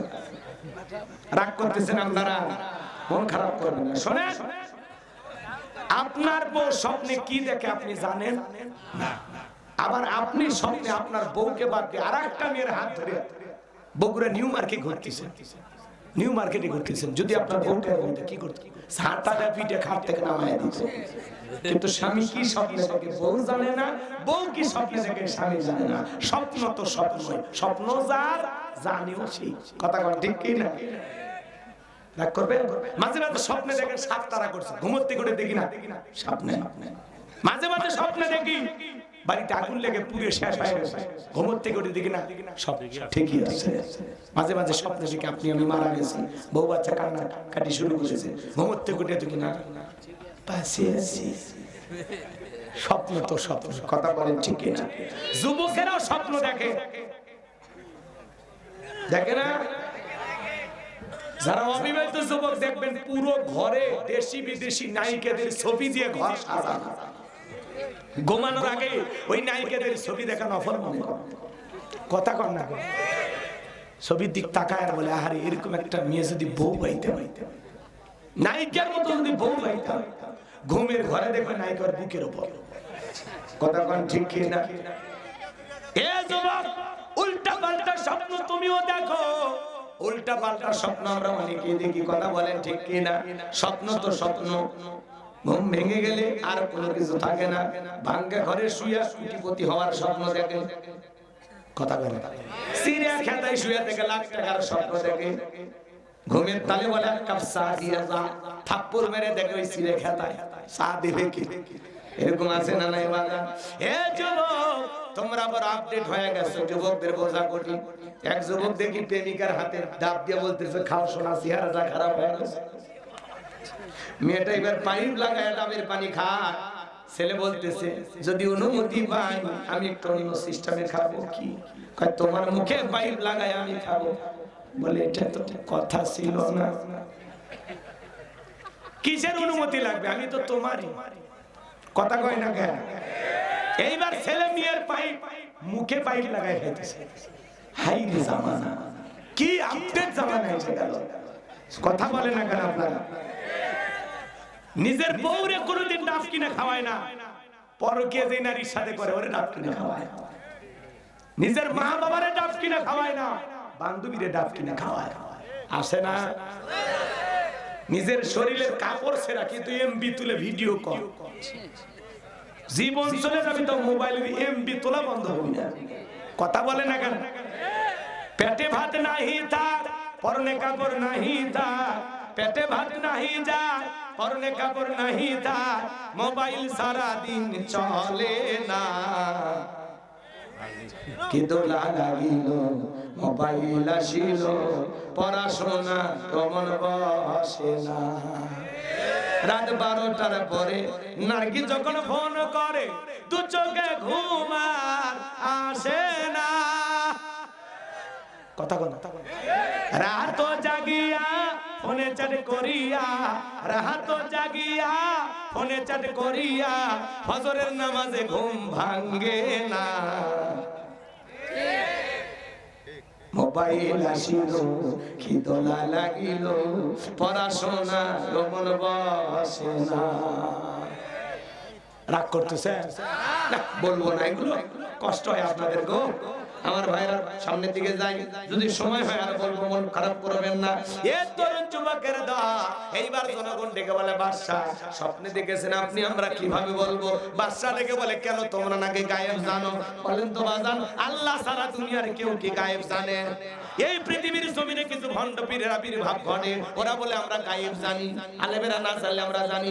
মনে রাখবেন বাজান, দুনিয়ার কোন মানুষ গায়েব জানে না। গায়েবের এলেম আছে একমাত্র কার কাছে? আল্লাহ সারা দুনিয়ার কেউ গায়েব জানে না। নবী রাসূলেরা জানতেন ততটুকু, আল্লাহ যতটুকু জানিয়ে দিতেন। আল্লাহু আকবার বলেন। শুনেন শুনেন, যারা বলবে আমরা গায়েব জানি, ওরে ধরে নিয়ে যাবেন অন্ধকার রুমে, আচ্ছা আচারে পিটাইবেন। পিটানোর পরে বলবেন গায়েবে মার দিলাম, কারো কাছে বলবি না, বলে ধ্বংস হয়ে যাবে। হযরত ওমরের জামানায় আবু মুসা আশআরী রাদিয়াল্লাহু তাআলা আনহু একটা এলাকার গভর্নরের দায়িত্ব পালন করতেছেন। 1 মিনিটে ঘটনাটা বলে দিলে ভালো করে বুঝবেন। আমার ভাইরা একজন যা বলতেছে, ও নবীর সাহাবী, আমাদের গভর্নর আবু মুসা আশআরী, তোমার কাছে আমি একটা প্রশ্ন করতে চাই। আলিফ লাম মিম, আলিফ লাম রা, ইয়াসিন, তাহা, আলিফ লাম মিম সাদ, নুন, কাফ, এগুলোর অর্থ কি তুমি জানো? আবু মুসা আশআরী রাদিয়াল্লাহু তাআলা অনেক জ্ঞানী সাহাবী ছিলেন। উনি চিন্তা করলেন, আমি যদি বিচার করি সমস্যা হলে হতে পারে, অতএব বিচারটা আমি উমরের কাছে পাঠাই দিই। একখানা চিঠি লিখে বললেন, যাও এই চিঠি দেখাবো আর উমরের কাছে যা, তুমি যে আমাকে যেভাবে প্রশ্ন করেছো এইভাবে প্রশ্ন করবা। এইবার চলে গেলেন খলিফাতুল মুসলিমিন আমিরুল মুমিনিনের কাছে, যা বলে, আমাদের গভর্নর আবু মুসা আশআরী রাদিয়াল্লাহু তাআলা আপনার কাছে পাঠিয়েছেন, কি সংবাদ? বলে একটি খবর আছে। বলে একটু অপেক্ষা করো, আমি আসতেছি। কিছুক্ষণ পরে হযরত ওমর ফারুক আসলেন। বলে তুমি কি বলতে চাও এবার বলো। এইবার এই ব্যক্তি প্রশ্ন করে, আলিফ লাম মিম, আলিফ লাম রা, তাহা, ইয়াসিন, নুন, কাফ, এগুলোর অর্থ কি আপনি জানেন? আল্লাহ এগুলোর ভিতরে কি এমন আমলের কথা বলেছে, আমি কিভাবে আমল করব যদি না জানি? হযরত ওমর ফারুক বুঝতে পেরেছেন এর ঘাড়ে শয়তান চাপছে। কে চাপছে? শয়তান। এবার হযরত ওমর ফারুক খেজুরের ডাল কেটে আনার নির্দেশ দিলেন, যে যাও খেজুরের ডাল কেটে নিয়ে আসো। খেজুরের ডাল দিয়ে ভাই আচ্ছা তারে ভিটামিন শুনুন, সেই পিটন দিয়া ভর্তি করে। চিকিৎসা করার পরে সুস্থ হয়েছে, আবার পিটন, আবার সুস্থ হয়েছে, আবার পিটন। এবার তৃতীয়বার যখন সুস্থ হয়েছে, কয়, ও খলিফা আর মাইয়ের মাই, শয়তান ধরে ঘাড়ে চাপছিল, উঠে চলে গেছে। কেন? কয় আলিফ লাম মিম, আলিফ লাম রা, এগুলোর ভিতরে আমলের যদি কোনো কিছু থাকতো আল্লাহ বিশ্বনবীর মাধ্যমে আমাদের কাছে উন্মুক্ত করে দিতেন, জানিয়ে দিতেন। বিদায় এগুলো হলো হরফে মুকাত্তাআত, এগুলোর অর্থ আল্লাহ ছাড়া কেউ জানে না। এটা হলো কোরআনের ভিআইপি পাসওয়ার্ড। আল্লাহ বলে, কত পণ্ডিত অর্জন করে দেখা, তোর জ্ঞান কত, একটা অর্থ করে দেখা। আল্লাহ একেবারে ব্রেক ধরে দিয়েছে, সামনে যাওয়ার কোন সুযোগ নেই। আজ পর্যন্ত কোন পণ্ডিত, কোন সাহিত্যিক, কোন লেখক, কোন বৈজ্ঞানিক বলতে পারেনি যে আমি একটা হরফের এগুলো অর্থ করে দেব। পারছে? কিয়ামত পর্যন্ত পারবে না। এগুলোর ভিতরে কি আছে আল্লাহ ভালো জানে। আমলের কিছু থাকলে আল্লাহ জানিয়ে দিতেন। কথা বোঝা গেল? তার মানে আমাদের সমাজে অনেক ভণ্ডবীর বলে আলিফ লাম মিম, এগুলোর অর্থ আলেম ওলামা জানেন, আমরা বুঝি। এগুলো বলে আপনাকে মানে ধোকায় ফেলার জন্য ষড়যন্ত্র করে, আপনার ব্রেনটাকে ওয়াশ করার চেষ্টা করে। খবরদার ওই ভণ্ডদের ফাঁদে পা দিবেন। ওরা কিন্তু নামাজ কালাম কিচ্ছু পড়ে না। দেখেন না ডুগি তবলা বাজায়, লাফালাফি করে, আর এদের গান বাজায়। দেখেন না ডুগি তবলা বাজায়। আচ্ছা ডুগি তবলা বাজায় জিকির করা কি কি বলে না, জায়েজ আছে না? জায়েজ না হারাম? নারী পুরুষ একত্রে হয়ে ডুগি তবলা বাজায়া জিকির করে আর গান গায়া লাফায়। কই পানির ভিতর জ্বললে বাতি ঝড় বাতাসেও নেবে না, ন্যাংটা বাবার মুরিদ হইলে নামাজ রোজা লাগে না। যে বলবে নামাজ রোজা লাগে না, ওটা পীর না টাটকা শয়তান। এই পৃথিবীর এমন কোন নবী রাসূল নাই যে নবী রাসূল সালাত আদায় করবে, আর আপনার পীর বলে নামাজ লাগবে না। সিজদার মতো একটা সিজদা দিবি, জান্নাত পার হয়ে জাহান্নামের গর্তে পড়বি। আছে না নাই? বাবার মাথার চুলে জ্বর, হাতে গাঞ্জার পর ছালা ফিন্দা থাকে, তবিল থাকে, সব দেখা যায়। আর মানুষ কয় সবকিছু ছাড়িয়া তোরা বাবার চরণ ধর, আয়না বসাইয়াতে তোর কলবের ভিতর বাবারে। এমন কায়দা ধাক্কা মারে, মানে কলব ফাটিয়ে মস্তান গেছে। মস্তানে দেখেন না গাজার আসর বসে শেষ বইছে, কি টান আনন্দের ঠেলায় গাজার কুলকিতে টান মারার গান গায়, ধরো কলকি মারো টান, গাঞ্জা বাবার আসে কান, মরিয়া গেলে সঙ্গে কিছুই যাবে না। ইল্লি বাবা ওরে শয়তান, এরকম ভণ্ড আছে না? না, এগুলো ভণ্ডদের কাছে যাওয়া যাবে না। পীর ছিল শাহজালাল, খানকার পীর রাজপথে বীর নারাই তাকবীর হুঙ্কার দিয়েছেন, গৌর গোবিন্দ পালাইতে বাধ্য হয়েছে। কথা বলে ঠিক কি না? শাহজালাল, শাহপরান, শাহ মাকদুম, বাইজিদ বুস্তামি, আব্দুল কাদের জিলানী বগুড়া শাহ সুলতান, রংপুরের কেরামতুল্লাহ, এই আল্লাহওয়ালাদের কারণে জমিনে ইসলামের প্রচার প্রসার হয়েছে। অনেক আল্লাহওয়ালা এই জমিনে এসেছিল, আমাদের ভাগ্য ভালো। কথা কর, কিন্তু কোন আল্লাহর ওলি ভণ্ড ছিল না। এখন ওই ভণ্ড কিছু বের হয়েছে, মাছ ভান্ডার, কথা কর না কেমন, যারা ডুগি তবলা বাজায়া মানুষ মরে গেলে কবরে না, নাউজুবিল্লাহ বলবেন না। আচ্ছা বলে তো কোন মুসলমান এইভাবে মানুষকে কবর দিতে পারে? বাদ্যযন্ত্র বাজায়া ওরা দেয়, ডুগি তবলা বাজায়ের গান গায়, কয় আমার মরণ কালে ঢোল বাঁশি বাজাইও জাকের ভাইও, মরণ কালে ঢোল বাঁশি বাজাইও। আচ্ছা ঢোল বাঁশি মরার সময় কি বাজায়? মানুষ কি করে? দোয়া করে, কালেমা পড়ে, কথা কর, কোরআন পড়ে দোয়া করে। ওই ভণ্ড যদি এই গান এইভাবে না গাইয়া ভালোভাবে গাইতো, আমার মরণ কালে কালেমা পড়িও জাকের ভাইও, মরণ কালে কোরআন পড়িও, আল্লাহ রাসূলের নাম নিয়া কবরে রাখিও জাকের ভাইও, মরণ কালে কোরআন পড়িও। পাগলারা পারে না, আমাকে বললে তো বানায় দিই। রাগ করতেছেন মনে হয়? মন খারাপ করবেন না, বাজারের সামনের দিকে যায়, কষ্ট পাচ্ছেন নাকি আপনারা? এজন্য ভণ্ড পীরি যেখানে আমরা নাই সেখানে, বল ভণ্ড পীরি যেখানে আল্লাহ কি বলেন? কুনু মাসাদিকিন, তোমরা সত্যবাদীদের সঙ্গী হও। যে পীরের পা থেকে মাথা পর্যন্ত নবীর সুন্নাত দিয়ে ঢাকা, যার চেহারার দিকে তাকাইলে আল্লাহর কথা স্মরণ হয়, যে পীর নিজের ইমামতিতে মুরিদদেরকে নিয়ে নামাজ আদায় করে। আর আপনি এমন ভণ্ড পীরের মুরিদ হয়েছেন, গাঁজা খায়া মুখদারি লাল বানাইছে, টস টাইপের মুখ খুঁজে পাওয়া যায় না, ভাত যে কেমনে খায় আল্লাহ জানে।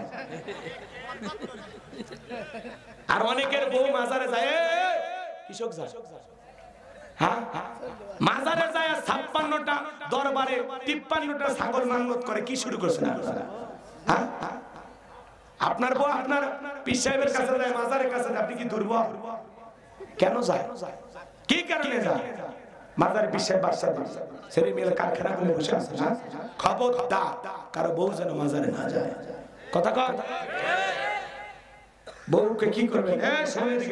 আয়েশা, ফাতেমা, খাদিজা, হাজেরা, আসিয়া, মারিয়ম, এদের জীবনী কিনে দেবেন, যেগুলো সব জান্নাতি নারী।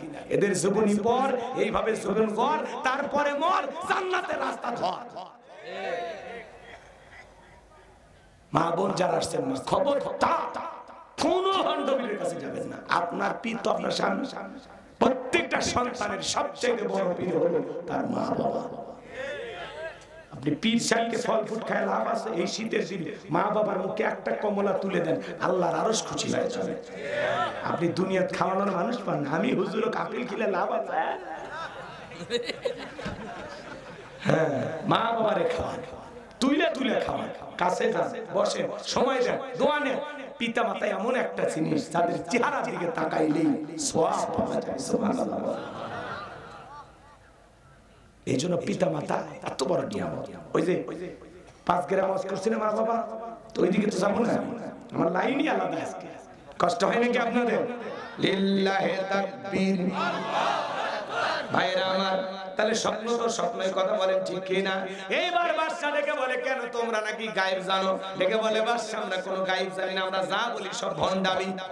বাদশা ডেকে বলে, শোনো, 7 দিনের আলটিমেটাম দিলাম, 7 দিনের মধ্যে আমি স্বপ্নে কি দেখেছি সেই কথা তোমাদেরকে বলতে হবে, স্বপ্নের ব্যাখ্যাও তোমাদেরকে বলতে হবে, না হলে 7 দিন পরে আমি শুলিতে চড়াবো, ফাঁসি দিয়ে মারবো। জালেমেরা যখন পারে না তখন দেয় হুমকি, দেখে নেওয়া হবে। কথা কয় না কেন? এবার জেলার জেলখানা দিয়ে করতেছে। আল্লাহ নবী দানিয়েল ডেকে বলে, কি ব্যাপার জেলার? দেখে মনে হয় টেনশনে আছে। বলে হ্যাঁ, সমস্ত ঘটনা খুলে বললো। আল্লাহ নবী দানিয়েল ডেকে বলে, জেলা তোমার বাদশা স্বপ্নে কি দেখেছে? স্বপ্নের কথা আমার জানা আছে, স্বপ্নের ব্যাখ্যা আমি বলতে পারবো। জেলার দৌড়ে চলে গেছে বাদশার কাছে, যা বলে, বাদশা আপনার টেনশনের ঔষধ পাওয়া গেছে, জেলখানে একটা কয়েদি আছে, সে আপনার স্বপ্নের কথাও জানে, স্বপ্নের ব্যাখ্যাও জানে। বাদশা বসতে নাজর ডেকে বলে, বাজান কই? বাজানকে আমার কাছে নিয়ে আসো, খেলার নাম বাবাজি। দৌড়ে যা বলে বাদশা তোমার ডেকেছে। আল্লাহ নবী দানিয়েল ডেকে বলে শোনো, জেলখানা থেকে যাইতে রাজি আছি, আমার এক নাম্বার শর্ত হলো আমার যত উম্মতকে গ্রেফতার করা হয়েছে সমস্ত উম্মতকে জেলখানা থেকে বের করে দেওয়া হবে, সবার শেষে আমি জেলখানা থেকে বের হব। নেতৃত্ব যদি শেখা লাগে নবীদের কাছ থেকে শেখা লাগবে। কথা বলেন ঠিক কিনা? নিজের কথা ভাবলেন না, ভাবলেন উম্মতের কথা, যে আগে আমার উম্মতদেরকে বের করে দাও, সবার শেষে আমি বের হব। আপনি নেতার মিশনে স্লোগান দিতে গেছেন নফসা জিয়ায় কাহালুতে, নেতা বেশিয়া খান ট্যাবলেট খান, ট্যাবলেট খান, ট্যাবলেট খান, যেখানে আমরা আছি সেখানে ট্যাবলেট খান, কবরে তোমরা কেন পড়ে? ও ভাই চরিত্র ফুলের মতো পবিত্র, নামাজ পড়া কত গাজা খায় 5 ওয়াক্ত, গুমসুরি বাগা ভক্ত, শয়তানের এক নাম্বার ভক্ত, হুজুর যেন খুব শক্ত সুশাকাই গরিবের রক্ত। ওই ভণ্ড নেতার পিছনে মিছিল করতে যায় পুলিশ আইসা জনগণ সহ নেতা সহ 105 জনকে গ্রেফতার করে নিয়ে জেলখানায় গেছে। কয়জন? 105 জন। নেতার কাছে তো জেলখানা শ্বশুর বাড়ির মতো, সকালে ঢুকে বিকেলে বের হয়, টেলিফোনের ওপর টেলিফোন, বের করে দাও বলে থানা থাকবে না। কথা কয় না? কিন্তু আপনি গরিব মানুষ, রিকশা চালান, ভ্যান চালান, আপনার পিছনে পাওয়ার আছে। নেতা যদি সত্যি জনগণের মহব্বত আর ভালোবাসায় কলিজায় থাকতো, ডেকে বলতে শোনো, এই গরিব মানুষেরা রিকশা চালায়, ভ্যান চালায়, এরা মাঠে খেতে কাজ করে, আমাকে মহব্বত করে ভালোবেসে আমার নামে মিছিল করতে আসছে, আমার একটা কর্মী জেলখানায় থাকা অবস্থায় আমি জেলখানা থেকে বের হব না, আগে আমার কর্মীদের জামিনের ব্যবস্থা করো। নেতা ভালো হলে এই কথা বলবে, কার পিছনে স্লোগান দিয়ে জীবন নষ্ট করতেছেন? কথা কর, যাত্রার পিছনে লাভ দেওয়া যাবে না। যে নেতা আপনার দুঃখে কাটবে, আপনার সুখে হাঁটবে, আপনার 6 মাস 1 বছর জেল হয়ে গেলে আপনার পরিবারের পাশে এসে দাঁড়াবে। কথা বলেন। আর আপনি ওই নেতা গোলামি করতে যায়, জেলখানায় গেলেন, আর আপনার বউ বাচ্চা এতিম হয়ে যায়, মানুষের দাঁড়ে দাঁড়ে ভিক্ষা করে, আপনার নেতা কোনোদিন 500 টাকা চাল কিনে দেয়। আপনি যাত্রার পিছনে দৌড়েন, বুঝেন দৌড়েন, বুঝেন বউ বাচ্চার বিপদে ভালাবেন না, চুপ করে থাকেন, কোন মিছিল মিটিং চুপ চুপ। নেতা ভালো পালে মিছিল করবেন, জান প্রাণ দেবেন, নেতা ভালো নাই চুপ করে থাকেন, নিজের কর্ম নিজে করে খান। কথা কয় না গো? ভালো উপদেশ দিলাম গায়ে লাগে না। কিসের দল, কিসের রাজনীতি? আস্তে আস্তে ভালো মানুষ পাইলে যাবে। ওই নেতা আমাদের দরকার, যে নেতা আমার বিপদে পাশে দাঁড়াবে, আমার দুঃখে কাঁদবে, জনগণের কষ্ট যার কাছে নিজের কষ্ট মনে হবে, জনগণের দুঃখ যার কাছে নিজের দুঃখ মনে হবে, জনগণের সুখ যার কাছে নিজের সুখ মনে হবে, ওই সত্যিকারের আদর্শ নেতা দরকার। ওই অভিনেতার দরকার না। ভাইরা আমার, আমি উমরা করে দোয়া করেছি আপনাদের জন্য। ওলে নেতা না, অভিনেতা।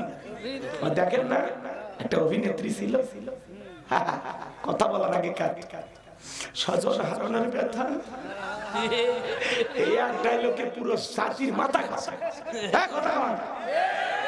কথা বলার আগে কান্না করতে। আমার কেউ কেউ দেশের জনগণই আমার সব,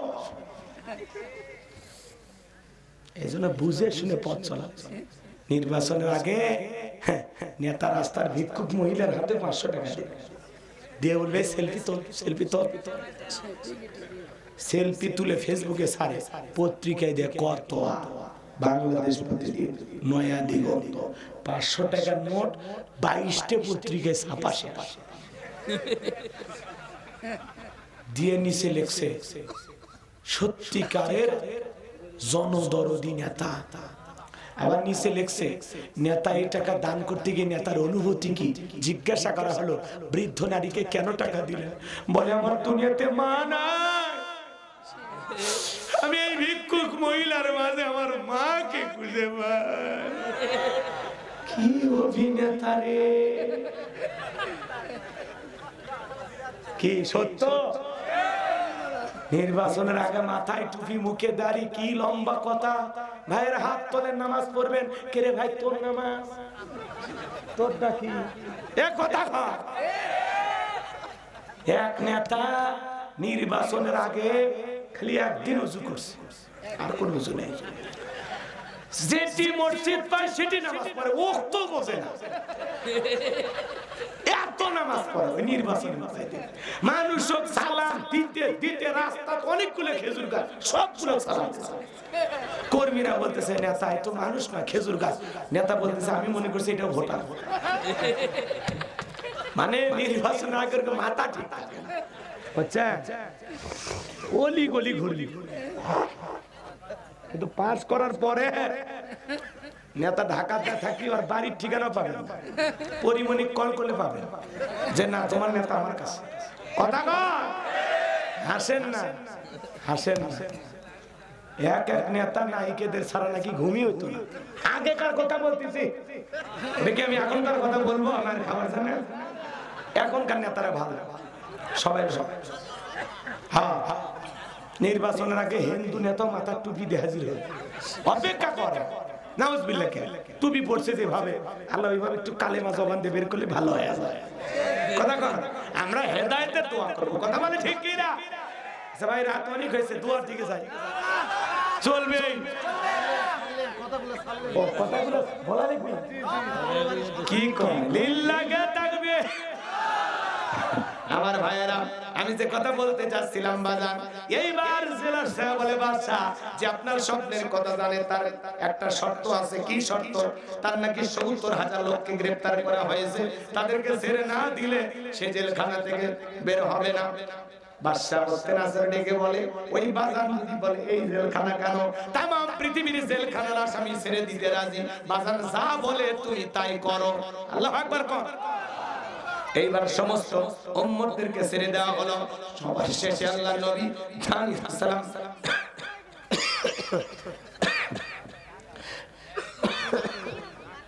জেলখানা থেকে বের হয়ে আসলেন। জালেম বাদশার দরবারে প্রবেশের নিয়ম হলো যত মানুষ প্রবেশ করে মাথা নত করে। আল্লাহর নবী দানিয়েল আলাইহিস সালাম কি কোন জালিমের কাছে মাথা নত করতে পারে? দেহটাকে আঁটাসাঁটো করলেন, কৌশল করলেন, মাথাটা উঁচু করে সুন্দর করে প্রবেশ করলেন। এই দৃশ্য দেখার পরে জালেম বাদশা বলতে নাসর ডেকে বলে, বাজান যত মানুষ আমার দরবারে ঢোকে সবাই মাথা নত করে, তুমি কেন মাথা নত করলা না? আল্লাহর নবী দানিয়েল ডেকে বলে, বাদশা যে আপনার স্বপ্নের কথা আমার মাথার মেমোরির মধ্যে সেভ করে দিয়েছি, তার কথা হলো তাকে সারা দুনিয়ার কারো কাছে মাথা নত করা যাবে না। আর আমি যদি মাথা নত করতাম, সে আপনার মতো স্বপ্নের কথা ভুলিয়ে দিত, আপনি টেনশনে মারা যেতেন, আমারও মেরে ফেলতেন। বাদশা বকতে নাসর ডেকে বলে, বাজান যা করেছো ঠিক করেছো, আসলেই তোমার মাথায় বুদ্ধি আছে, জোরে কোন মারহাবা। বুদ্ধি নবীদের থাকবে না, থাকবে কি ওই জালেমদের? নবীদের মাথায় জ্ঞান আছে না নাই?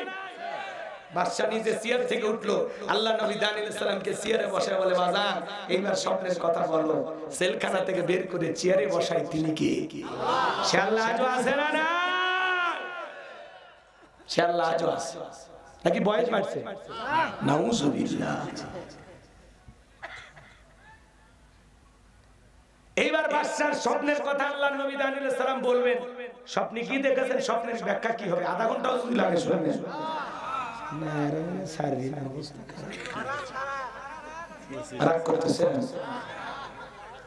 রবের ৫টা ব্যাখ্যা আছে, কেবল একটা করতে গিয়ে আপনাদেরকে এই কথাগুলো বলতেছি। অনেক রাত হয়ে গেছে ভাই, কষ্ট আর দিচ্ছি না। রবের ১ নাম্বার অর্থ, রব মানে কি? সৃষ্টিকর্তা। জোরে বলেন কি? আমাদের সৃষ্টি করেছেন কে?